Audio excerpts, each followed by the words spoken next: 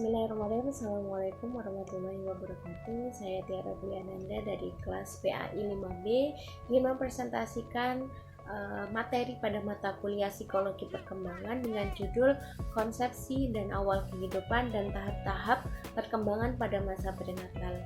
Langsung saja, untuk yang pertama kali yang akan saya jelaskan di sini adalah konsepsi, yang mana konsepsi sendiri disebut dengan fertilasi atau pembuahan. Pada konsepsi ini yaitu merupakan pertemuan antara ovum matang dengan sperma sehat sehingga memungkinkan terjadinya kehamilan. Lalu yang kedua yaitu kondisi yang ditentukan pada saat konsepsi. Jadi ada beberapa kondisi yang mempengaruhi fisik individu ketika dalam masa konsepsi atau pembuahan. Yang pertama yaitu bawaan. Maksudnya di sini ketika konsepsi, kondisi fisik individu sudah ditentukan seperti jenis rambut, warna rambut, warna kulit, dan lain sebagainya. Lalu yang kedua yaitu jenis kelamin.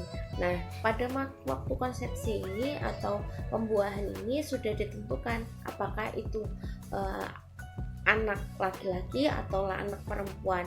Apabila sudah ditentukan, maka tidak ada yang bisa mengubah jenis kelamin anak. Lalu yang ketiga yaitu jumlah anak.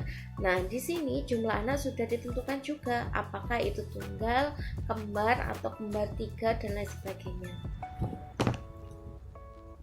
Lalu yang kedua yaitu konsep awal kehidupan. Dan di sini ada beberapa pendapat yang mana berkaitan dengan kapan dimulainya kehidupan manusia. Nah, di sini saya akan menjelaskan ada dua sudut, secara biologis dan juga secara psikologis.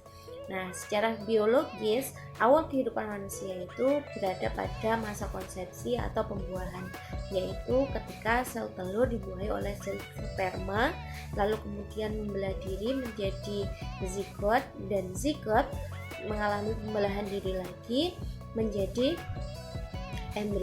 Lalu yang kedua yaitu dari sudut psikologi. Pada awal-awal penelitian ilmiah, ahli psikologi barat mereka menganggap bahwasanya perkembangan anak itu dimulai dari setelah baru lahir. Nah, jadi mereka cenderung mengabaikan perkembangan pranatal atau pralahir, karena mereka menganggap bahwasanya janin yang berada dalam rahim seorang ibu mereka hanya mengalami perkembangan fisik saja. Nah, tapi jauh sebelum itu ternyata psikologi timur, terutama psikologi Islam, menempatkan bahwasanya masa prenatal yaitu adalah sebagai periode awal perkembangan individu. Nah, beberapa ayat dalam Al-Quran dan juga Al-Hadis secara tidak langsung menjelaskan bahwasanya awal perkembangan individu itu berada pada periode prenatal. Kenapa? Karena janin yang berada di dalam rahim seorang ibu, mereka mengalami perkembangan fisik dan juga mengalami perkembangan psikologi. Lalu selanjutnya adalah masa prenatal. Masa prenatal ini adalah periode perkembangan pertama dalam jangka kehidupan manusia, dan secara biologis hidup dimulai dari waktu ini. Nah, periode ini dimulai dari masa konsepsi atau masa pembuahan sel telur oleh sel sperma. Nah, yaitu berkisar antara 9 bulan lebih 10 hari. Dan ini merupakan rata-rata perkembangan manusia dalam rahim seorang ibu. Walaupun bahkan kadang ada yang sebelum 9 bulan, bahkan 7 bulan atau 8 bulan sudah dilahirkan. Dalam ilmu kedokteran, kelahiran tersebut disebut dengan kelahiran prematur. Nah, dalam masa prenatal ini juga merupakan masa yang sangat penting bagi kehidupan manusia. Kenapa? Karena pada masa konsepsi ini manusia mengalami banyak perkembangan, yaitu dari beberapa aspek perkembangan seperti kepribadian, bakat, kecerdasan, dan lain sebagainya. Baik, selanjutnya adalah tahapan perkembangan prenatal. Nah, tahapan perkembangan prenatal ini ada 3 fase. Yang pertama adalah fase germinal. Fase germinal ini terjadi di 2 minggu pertama setelah pembuahan. yang mana sel telur yang dibuai oleh sel sperma tersebut akan membelah diri menjadi zigot. Nah, zigot ini akan melekat pada dinding uterus. Nah, menempelnya zigot ini pada dinding uterus ini berlangsung pada 10-14 hari setelah terjadinya pembuahan. Yang kedua yaitu fase embrio, yaitu sebentar darah yang semakin membeku. Nah, pada tahap embrio ini terjadi pada 2 minggu hingga 8 minggu setelah pembuahan, yang ditandai dengan perubahan yang banyak dari semua organ utama dan sistem-sistem fisiologis. Nah, namun embrio ini belum terbentuk tubuh yang seutuhnya. Lalu yang ketiga adalah fase dini, yang mana fase ini merupakan fase sebelum kelahiran yang dimulai dari 2 bulan setelah pembuahan dan umumnya terjadi selama 7 bulan. Lalu pertumbuhan dan perkembangan semakin menunjukkan proses yang luar biasa. Salah satunya adalah perkembangan otak, yang mana ini merupakan satu hal yang sangat menakjubkan dalam masa perkembangan pranatal. Lalu selanjutnya adalah periodisasi pranatal yang sudah dijelaskan di dalam Al-Quran. Yang pertama adalah tahap sulalatim mentin, yaitu saripati tanah. Nah, saripati tanah ini digunakan tubuh manusia untuk menjadi starting material dalam proses metabolisme pembentukan nutfah dalam sel-sel metabolisme. Maka kadang kita mendengar bahwasanya ada perkataan manusia itu terbuat dari tanah dan akan kembali ke tanah, karena terbukti bahwasanya saripati tanah membentuk manusia. Maka manusia itu terbuat dari tanah. Yang kedua adalah tahap nutfah, yaitu dari air mani. Nah, dari air mani ini akan menghasilkan manusia. Nah, jadi asal manusia itu adalah dari air mani. Nah, menurut pakar sperma yang masuk ke ovum itu bukan hanya 1 atau 2, bahkan beribu-ribu. Lalu sperma ini berebut untuk masuk ke sel telur atau ovum. Tetapi yang bisa masuk pada sel telur itu hanya 1 atau 2 sperma yang kuat dan akhirnya bisa menjadi janin. Lalu yang ketiga adalah tahap alaqah. Nah, tahap ini yaitu bentuk praembrionik yang terjadi setelah pembuahan sel sperma dan sel telur. Nah, pada tahap ini zigot terbentuk. Lalu kemudian zigot akan menempel pada rahim calon ibu. Proses perjalanan zigot sampai menempel ke dinding rahim ibu itu terjadi selama 6 hari. Nah, zigot yang menempel inilah yang akan membentuk alaqah.